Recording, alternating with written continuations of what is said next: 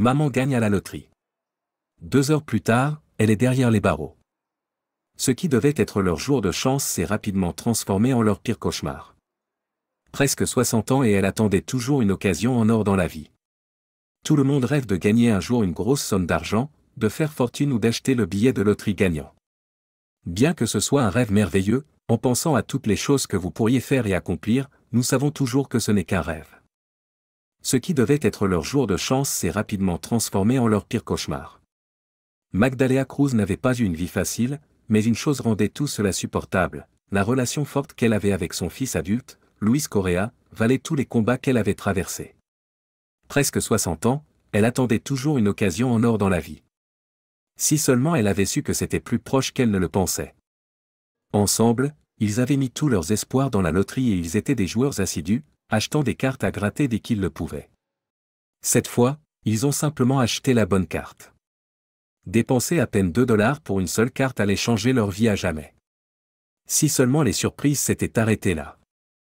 Attendre d'être à la maison pour gratter le revêtement gris qui protégeait les résultats cachés en dessous était un rituel. Cette fois, elle ne pouvait plus attendre, même pas pour entrer dans la maison. Elle a sorti une pièce de monnaie et a commencé à gratter la carte dans la voiture. Elle est restée si longtemps dans le véhicule que Luis est sorti pour vérifier que tout allait bien. C'est alors qu'elle lui a dit de monter immédiatement dans la voiture. Luis ne pouvait pas croire ce que sa mère lui disait. Rien de tel ne leur était jamais arrivé auparavant, et bien qu'ils aient toujours acheté les billets dans l'espoir de gagner, il était encore irréel de regarder le petit billet et de voir les numéros alignés. Ce n'était pas non plus un prix de $50. C'était le montant maximal, un énorme $20 000. Pour un tel prix, ils ne pouvaient pas simplement aller à n'importe quel coin de rue ou station-service, ils devaient se rendre à Orlando pour récupérer leur gain, un voyage que tout le monde ferait volontiers pour cette récompense. Il n'a pas fallu longtemps pour que le duo mère-fils soit dans le bureau pour réclamer le grand prix. Maintenant, ils n'avaient qu'à penser à toutes les façons dont ils pourraient dépenser tout cet argent, ou du moins, c'est ce qu'ils pensaient. Ils n'avaient pas à s'inquiéter de ces détails parce que la vie et l'équipe d'application des lois de Deltona avaient d'autres plans pour cette famille. Il était temps que leur démêlés avec la loi reviennent les hanter de manière sérieuse. Il était 16h30 lorsque l'équipe est arrivée à la maison de la famille pour exécuter un mandat de perquisition. Magdalena et Luis se tenaient dehors sur la pelouse, probablement en train de penser à toutes les belles choses qu'ils pouvaient acheter, quand ils ont vu les lumières bleues clignotantes se garer à côté de la maison. Ils sont tous les deux passés d'un sentiment d'invincibilité à une panique froide envahissant leurs veines, mais il n'y avait nulle part où fuir. Il ne s'était écoulé que 2 heures depuis que Magdalena et Luis se sentaient au sommet du monde. Puis, le bureau du shérif est arrivé à leur domicile de Deltona avec un mandat de perquisition, où ils ont trouvé 3 sacs incriminants qui leur ont volé chaque centime qu'ils venaient de gagner. Heureusement, Magdalena et Luis avaient les $20 000 de leur gain à la loterie, mais même cela ne suffisait pas à couvrir la caution. Le bureau du shérif a posté sur Facebook à propos de l'arrestation. Les arrestations étaient l'aboutissement d'une enquête criminelle sur les activités au 2675 Holland Boulevard à Deltona. Luis a été libéré sous caution pour $6 000, tandis que sa mère est sortie pour $5 000. Une troisième suspecte, Dana Leflamme, âgée de 34 ans, a également été arrêtée, mais elle n'a pas obtenu de caution. Les 3 suspects ont une chose en commun, ils ont tous déjà été arrêtés et ont un long passé de problèmes avec la loi. Et ce n'est pas le seul cas où les choses ont sérieusement mal tourné pour les grands gagnants de la loterie. Selon Michael Boone, moins de 50% des grands gagnants sont heureux 3 ans plus tard. Est-ce juste de la malchance? Les personnes qui gagnent une telle somme d'argent sont-elles maudites? Ou y a-t-il une science derrière ce qui rend tant de gagnants si misérables? En résumé, cela dépend vraiment de la personne qui a gagné. Si vous aviez l'occasion de faire toutes les choses dont vous avez toujours rêvé, seraient-elles de bonnes choses? Ou tomberiez-vous dans une routine de toutes vos mauvaises habitudes? Prenez Jack Whittaker de Virginie-Occidentale. Il avait le seul billet gagnant pour un total de $314 900 000, mais cela ne lui a pas servi. 2 ans plus tard, la femme de Whittaker dit qu'elle aurait souhaité déchirer le billet gagnant. Toute la famille s'est effondrée sous le poids de l'argent. John lui-même a fait face à d'innombrables poursuites judiciaires et a été arrêté 2 fois pour conduite en état d'ivresse. La manne énorme a transformé un homme que tout le monde dans la petite ville connaissait et respectait en un homme arrogant et avide.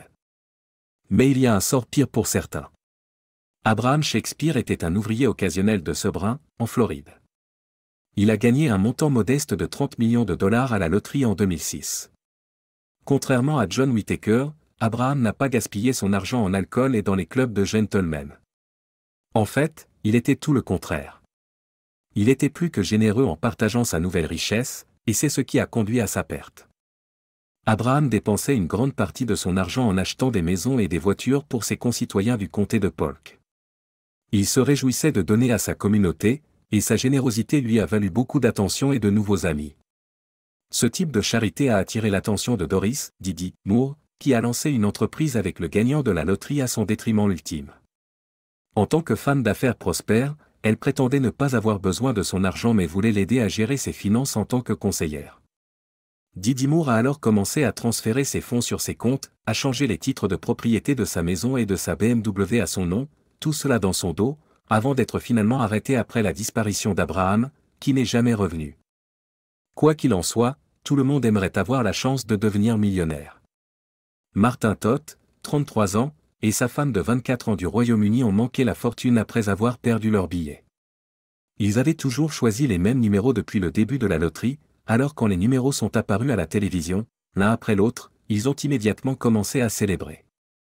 Lorsque les numéros sont apparus à l'écran, nous avons tous les deux crié. J'avais l'impression que j'allais exploser. La vague d'euphorie était profonde. Vous pensez, je l'ai fait, et des millions de possibilités commencent à ricocher dans votre cerveau, yacht, voiture, maison. Puis les événements les plus malheureux ont eu lieu. Le seul problème était que nous n'avions pas le billet. Nous avons retourné la maison pour le chercher. Nous avons vérifié les doublures des manteaux, déplacé les meubles, même soulevé les planches du sol, mais cela n'a servi à rien. Nous l'avions perdu. Nous avons appelé Camelot immédiatement, et après leur avoir fourni l'heure et la date d'achat, ils ont commencé à nous prendre au sérieux. Nous avons découvert plus tard qu'il y avait eu 150 fausses déclarations. Ils ont pu convaincre les autorités, mais comme il y a un délai de 30 jours pour signaler les billets perdus, le jackpot est devenu le montant le plus important non réclamé depuis le début de la loterie en 1994. Penser que vous allez avoir tout cet argent est vraiment libérateur. Le fait de le perdre a l'effet opposé. Cela vous épuise et met une terrible pression sur votre mariage.